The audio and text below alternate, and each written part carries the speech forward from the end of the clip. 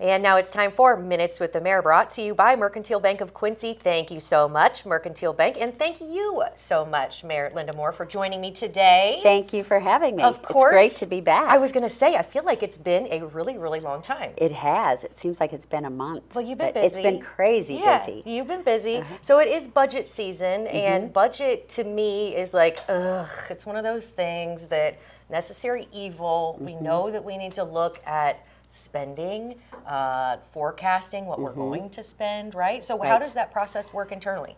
Well, I say it's simple, but I think that's because I've done it so much. Sure. We look at what we estimate our revenues are going to be. And of course, this year, our sales tax revenues have been way ahead of schedule, which means people are spending money. That's a good thing, but I'm concerned that people aren't saving money and that now that's going to start becoming a little bit more conservative and people aren't going to spend as much. Sure. So we estimate our revenues at about a 2 to 2.5% increase for the year. Okay. Then we meet with each department head and go line item by line item in their budget to look at what do they really need. We know salaries are going to go up because of contractual obligations. Sure. So we have that budgeted in, but where can we cut back if we need to? Right. So we've identified a lot of areas that we're highly scrutinizing. One, of course, is overtime. You know, is overtime necessary? Is it an operational necessity because of weather or because of an incident or something else that causes us to need overtime? Or is there opportunity for process improvement? Exactly. Right? Yep. And we look very strongly at process improvements. How do we be more efficient? How do we get more with less? Right. You know, so that's kind of the underlying theme of these budget meetings. We're also looking at travel and training. You know, I am very big on succession planning. Yes. So I want all of our department heads to think about who's going to replace them when they leave. Absolutely. And do we have somebody prepared internally, or are we going to have to go externally? And if we can prepare somebody internally through training, then can they get the training here in Quincy? Can they get it maybe in Springfield? Do they have to go to Chicago, or is it somewhere else in the country? But we're looking at that and just trying to be more efficient in using our training dollars as best we can. And then in terms of equipment, you know, we want to look at, well, do we really need this? What's the age of the equipment? Should we replace it and lower our maintenance costs? Or is it cheaper just to keep maintaining what we have? Right. You know, a lot of our equipment is well beyond its shelf life, but we've managed to keep it going and not pay a lot out in maintenance. So it's really kind of, we look at everything and how it all fits together. Then once we get through every department head's budget for the general fund, we'll look at how that compares to our revenue. Okay. And then do we have to go back and make cuts, or are we okay and are we going to have a balanced budget in the general fund? We also then look at our enterprise funds as well to make sure we know what we have, what grants do we know are coming in, where do we have to go seek grants if we want to do something in particular, where can we find outside funding for projects, things like that. Okay. So, and then when does all of this have to be buttoned up for approval?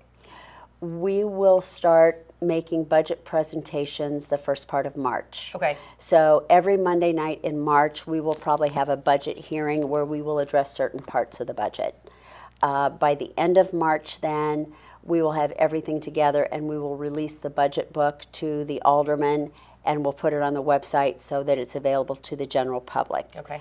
We then have 3 budget hearings in April, and by about April 20th, we will take a vote to pass the budget. Okay, so now during the budget presentations, when you're going through like specific things, is the public welcome to attend those as well? Absolutely. Okay. And I would encourage them to come.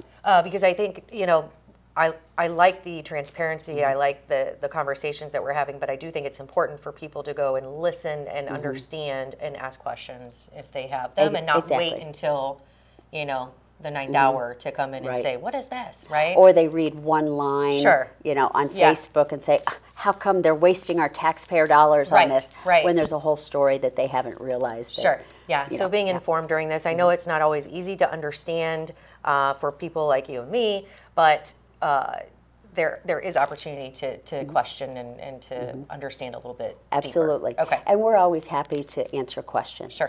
Okay, perfect. So enough of that budget talk. Okay, let's talk about something fun. Let's talk about DC. Yes. So 2 weeks ago, I was in DC for the U.S. Conference of Mayors event. While I was there, we took one day and spent on Capitol Hill. Yeah. We met with Mary Miller's office. We met with Dick Durbin's office. The whole purpose was to talk to them about bringing federal dollars to Quincy. Okay. And we pitched 7 different projects. It looks like Congresswoman Miller is going to pick up 3 of those projects and submit them to appropriations for funding through the congressionally directed spending.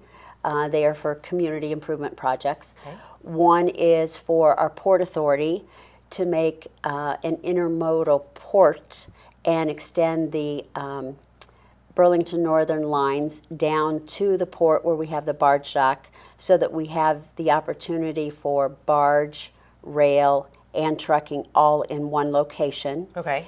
If we can get that done, we know we have an anchor position who will build there right away. Okay. The Port Authority will need to find the matching funds because it will be an 80-20 match. Okay. But the city, GREDF, several other 80 organizations. for the port, 20 for? It'll be 80 for the federal government, 20% for the port. Okay. So we're going to work with them. Kyle Moore's office is coordinating that and trying to put that all together. Then from the city standpoint, we pitched 2 water improvement projects, one for the water treatment plant and one for the wastewater plant. The water treatment plant needs a new clarifier. Okay.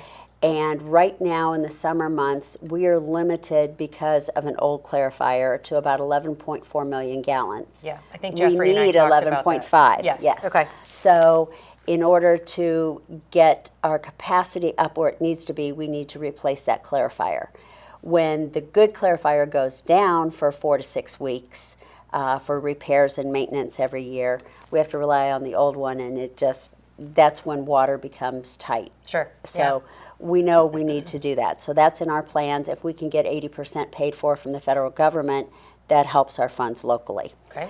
Then the other is the wastewater treatment plant to have a grit removal system to remove the grit from the sludge and the waste products that we produce, and to keep them from being contaminated. The reason we need that is that just makes us more energy efficient, and by doing that, we can keep our costs lower. So then by securing these grants, I mean, these projects, are they happening with or without the grants? Or are they happening They need to happen with or without the grants. We don't want to defer money from streets and roads to take care of these projects, although we might have to do some of that. But both projects are necessity, and we feel pretty good that we can get federal funding to help us. Okay. Then when we met with Senator Durbin's office and pitched the other projects as well, he wants to work with us. Okay. And so I'm actually going back to D.C. March 4th, 5th, and 6th for Mississippi River Cities and Towns Initiative meetings. Okay. We're meeting, I'll meet with Senator Durbin's office. I'll probably meet with Mary Miller's office as well. But then we're meeting with the Corps of Engineers. We're meeting with the Department of Transportation. We're meeting with the White House and with the HUD, the Office of HUD. So all of those are going to be other projects as well to try to secure funding for everything from housing to a sports complex. Okay. And we'll see how it goes. But anytime we can use other people's money, and this is money that the federal government is going to spend anyway. Okay. why not bring it back to Quincy? Yeah, that's what I was going to say. It is other people's money. It is also ours. So Yes. if we can use We it want our for fair share. right, if we can use it for necessity. Now, one question I would have as far as prioritizing these, obviously there are necessity projects. There are also some that may bring revenue. Are they prioritized in a way of presentation? So let's say like the port project, does that have the opportunity to bring revenue? Absolutely. Okay. So Yes. then obviously we want the wastewater, the necessity projects to have a little priority, and then the ones that could potentially bring revenue, we also want to focus on. We need, Correct. Yeah, Exactly. we want those dollars, yeah. And we want new revenue Yes. brought to the community. Yes, correct. You know, our taxpayers are tapped out, and we know that. Amen, So sister. anytime we can bring new taxpayers, new homeowners, you know, it's a matter of what will attract new people to our community and make it worthwhile for them to live here. Sure. Yeah. So we're always looking for those types of projects. Absolutely, and it's I mean, it's all big stuff. I mean, I know it all keeps everybody moving and shaking, which I appreciate everybody doing that on our behalf.